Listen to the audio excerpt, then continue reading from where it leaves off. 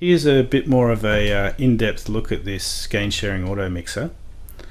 So at the moment I've left the depth, rest gain and threshold level all sort of out of the equation. You need to understand the play between the rest gain, threshold level and incoming signal, but for now we'll just look at the basic maths behind the Automixer. I've got 3 sine generators. If you're trying to do this for yourself, use sine generators, not pink noise generators, because the pink noise generators are random. So if the Automixer is working fast, you may not get the sort of results that you'd expect just doing straight sort of steady state maths on this thing. So hopefully you understand the basic concept that we're trying to keep unity gain through the system. So obviously in a live environment, as we open more mics, we reduce our gain before feedback in the system. So as more talkers would open, if they were just purely gates, we would run into feedback issues and things like that as we opened up more microphones in the system. And in a recording environment, our background noise would increase as new microphones are introduced into the system. So this is trying to keep unity gain regardless of how many mics are open at the same time. So we've got a single signal coming in. We can see it's 0 dB in the input, so the output of that signal at the Automixer is 0 dB and the total sum of all channels is 0 dB. You can see here there's no gain reduction being applied. And where it says here applied gain, I actually think it would, gain reduction would be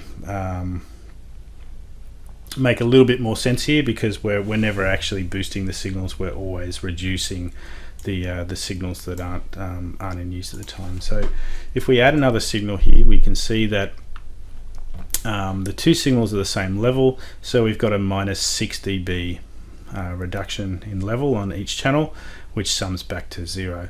So it's important to understand too the relationship between if it's when is it 3 dB, when is it 6 dB. We're dealing with level here, so when you're talking things like voltage, SPL, you're talking a 6 dB increase, or every time you double the signal, not 3 dB. So if we apply -6 dB of gain reduction to both these channels, we sum to a 0 dB output here. Now where it gets a little bit more complicated to understand is when these values are a little bit more arbitrary, or they're not the same. And one really important concept to understand is that a gain sharing Automixer doesn't actually level signals. It actually has the opposite effect. So if you have a loud talker and a soft talker, so here you can see here we've got 10 dB of difference between the signals coming in, but on the actual output of those channels we have 20 dB of difference between the 2 signals. So it actually has the opposite effect. So you need to match the signals before they hit the gain sharing Automixer.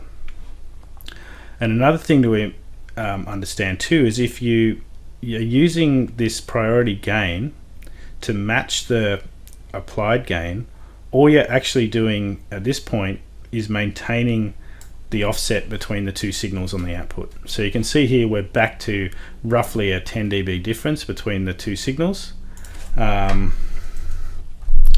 If I make that exactly 10 on the priority gain, the first channel's at -6 and the second channel's at -16. So we've maintained that 10 dB offset, but the 2 channels are definitely not matched in level. So don't look at this applied gain setting as to how matched the actual channels are. You need to be looking at the individual outputs of the Automixer. So you can see here we would need to bring this up to somewhere probably around the 16. Oh no, it's actually more than that. So we can see there those signals are now matched. We've got 20 dB of gain being applied to that channel. So best thing you can do is actually match the gains of your signals before they hit the Automixer.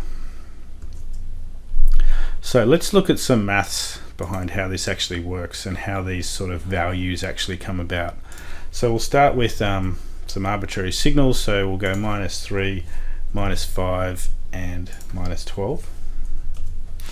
We'll jump over to Excel here. Let's just add these levels into our little spreadsheet here. So we're going to be working in a dB, but then we've got to sort of effectively convert it back into voltage to do some maths on it. So we had a 3 dB signal, a -5 and a -12 dB signal. I believe that is correct. +3, -5, -12. So to convert into a voltage, we can go 10 to the power of, and then in brackets, dB value divided by 20. And because we're working in level voltage, or where it's divided by 20, if we're working in power, it's divided by 10. Okay, so that gives us our voltage level per channel. And then the way this auto mixing maths works is it's the individual level divided by the sum of all of the levels. So what we then do is just we'll get our sum here. Okay, so to work out the applied gain, we'll start off in voltage and then we'll convert back to dB. So it's equal to the individual level divided by the sum. We'll just F4 to lock that cell. And here's where the beauty of this algorithm comes in. I'm pretty sure Dan Dugan was the guy that came up with this, is that that will always equal 1. So regardless of what we do to these values, the total will always equal 1. So that's how it keeps unity gain through the actual algorithm.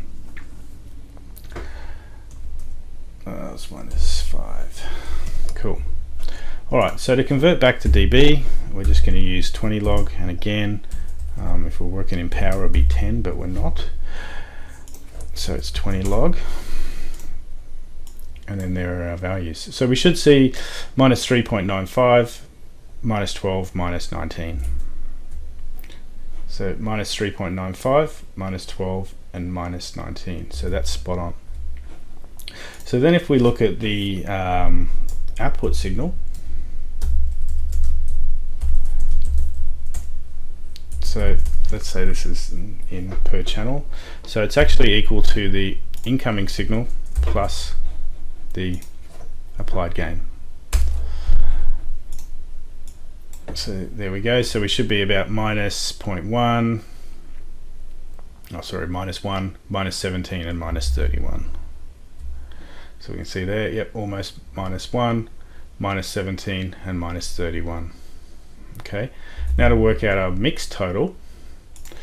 So if we want to work out the total mixed output, what we actually need to do is convert these back to voltage the same way. So it's equal to 10 to the power of, and then in brackets, this divided by 20.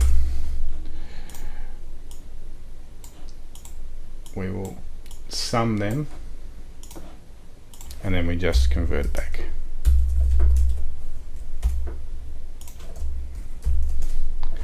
So, you know, 0.5 of a dB. So spot on. So if we change this, let's just change this to something else, -7, and this guy can go to -15. We can see there, we look at our mix output, -6.7. So we should go -7, and what do we say, -15. Yep, and 6.7 and 6.7. Okay, so that's how that maths works. So now we're going to have a look at this rest gain, threshold, level, and signal interaction. Now in the real world, you can see here that as I'm moving up this rest gain, all of our applied gain values are moving into that rest gain position. So this is essentially, once you get your live system, you would set this rest gain to give you a baseline for your background noise or your ambient noise in the system, and then your threshold level would be set just below a talker, so you know, obviously above your background noise of your microphone and below the level of when somebody's talking. For now, for this experiment, I'm just going to give them some arbitrary values, right? So as we bring up a signal, you can see here nothing's happening to the applied gain because we haven't hit our threshold level. You can see some output on the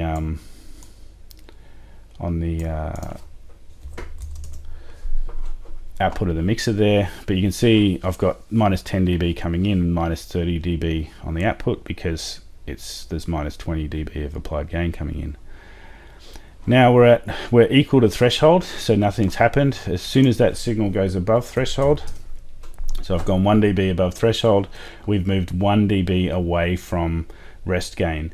So in this region where, you know, sort of where near the threshold, all those maths we did before don't actually count. What actually matters is how far above the threshold you are. And you have to be, essentially, if there's minus 20 dB of rest gain, to maximize the gain in the system, your signal has to be 20 dB above threshold level. So you have to be careful. If your rest gain is set too low or your threshold is set too high, you can effectively be limiting the amount of gain that you can get out of the Automixer. So what happens, you can see here, is as I move past here, we're starting to move. So I've gone 2 dB above threshold, so I've moved 2 dB away from our rest gain position. So I've gone from minus 20 up to minus 18. Now to maximize the gain in the system, so to go to 0 dB of applied gain, I would have to be 20 dB above threshold. So I would have to get this signal up to plus 10 to maximize the gain. You can see here if I go down a dB, then I'm sort of minus 1 dB of applied gain. So that's important to understand. Now it gets a little bit trickier when we add in another signal. So if I add in 2 signals, you remember previously that when I had 2 signals of equal level, there was minus 6 dB of applied gain. But these signals haven't yet hit the applied gain value if this rest gain and threshold level wasn't being taken into account. So right now my signal's at 0, my threshold's at minus 10, so I'm 10 dB above rest gain. Now as I start moving this signal upwards, or I'll move the threshold down, so you can see here now we're down to minus 6 dB, and now I keep lowering this threshold. It affects the off channel but not the on channel. So once it hits the value that it actually should be, doing the maths that we did before, then this threshold and rest gain interaction won't actually apply. You can see here that the actual values, and we'll look at this a little bit in Excel, that we should be getting from 2 channels of equal level is minus 6 dB. So if we subtract that from the rest gain, so now we don't have to be 20 dB above rest gain, we have to be 14 dB above rest gain to maximize the amount of level in the system. So if I set my signal at minus 14, we can see they're at minus 6, but as soon as I go to minus 13, you can see there that now we're dealing with this interaction between threshold level signal and rest gain. So I'll just go back to one signal here, and another thing to note is once we go past this threshold level interaction here, so I'm minus 10 on threshold, so I need to be 10 dB on signal level to maximize the gain. And as soon as I go past that 10 dB, you can start seeing these channels that are effectively off are now heading south. So as I go 1 dB or 2 dB higher now, I've moved 2 dB away from rest gain. So my signal, once my signal above threshold is matched with that rest gain value, these off channels effectively will start heading south, and it heads south by, you know, if my rest gain is minus 20, so for every dB that my signal is over that sort of, you know, 20 dB above threshold, it will move 1 dB down on the channels that are off. So our depth control now effectively just gives us the minimum amount of, or the maximum amount of attenuation, I guess, or the minimum applied gain setting. So as we go, we move, and these channels, you can see they're going south. If we wanted to limit that, we could basically bring this depth control in, and we can effectively limit how much those channels can be dropped. The other thing to note too, this open indicator threshold is not based on the threshold of the incoming signal. It's based on the threshold of the applied gain. So you can see here all mics are off because this is effectively off. Now if I move this, because I've got a 0 dB signal, but I've got two signals at minus 21.6 applied gain, as soon as I move past that, so go to say minus 20, you can see here that these signals have gone off. So it's not, it doesn't tell you when the mic's open based on like a threshold, like a gate. It purely looks at this applied gain value and then gives you this open indicator based on that. If we jump back to our spreadsheet now, we'll have a look at some of the maths behind this rest gain and threshold interaction. So if we forget about our previous applied gain, we just look at the rest gain and threshold application. So we're going to look at our signal coming in, and that's going to be plus our rest gain and then minus our threshold. So if we take our signal from up here, we'll just fill that down. Our rest gain, let's set a rest gain of minus 20 and a threshold of minus 30, just for clarity. Let's do a little bit of this. Okay, so our applied gain is going to be equal to the signal plus the rest gain, F4 to lock that cell, minus the threshold, F4 to lock that cell.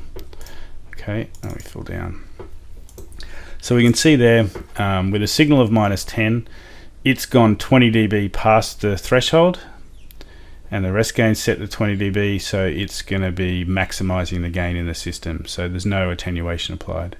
Our signal at minus 15, it's gone only 15 dB past threshold, so it's moved 15 dB higher than the rest gain, which puts it at minus 5, and our minus 20 dB signal has moved only 10 dB above threshold and only moved 10 dB above the rest gain to give it a final resting applied gain of minus 10. Now if we jump back into our file, we can actually see, so we've got minus 10, minus 15, minus 20, minus 20 dB rest gain and minus 30 dB threshold. But you can see here our final values are minus 5.48, minus 10.5, and minus 15.5. And the reason is that these are these applied gain values. That's fine with one signal, but it's when you've got multiple signals, it will use the minimum value between this calculation and this calculation. And what that does is it means that once you go past threshold, you start moving away from rest gain, and then there's kind of this smooth transition over to where it starts actually using these applied gain values as if the rest gain and threshold weren't actually in the picture. So the way we look at that, we can just look at the minimum between this and that signal.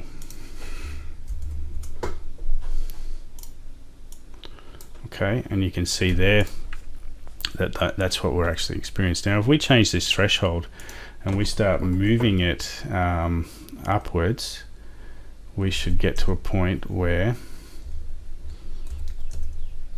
it will actually start taking, you can see there applied gain is minus 4. As soon as that drops below minus 5.48, it will take over. So minus 25, we're almost there, and then so if we go to minus 26, minus 24 I should say, we can see there it started to take over, and so we should see the exact same result in here. So we start to go up, we're still at minus 5.48. As soon as we hit minus 24, we've now started to take over, and now that threshold rest gain relationship is what we're actually working off. And just to make this a little bit more accurate, what we can do here for our final result, we actually want to see if our result is below the rest gain, and if it is, we just want to use the rest gain. So we go, if the result is less than the rest gain, F4 to lock that, then we just want to use the rest gain. Otherwise, we'll use the sell value. So we can see there, threshold of minus 10, everything's going to be at rest gain. If we start to move away, we can see some of those start to move. So minus 10 should give us everything at full rest there, and then if we start to move away from there, we can see there 13, 18 and minus 20.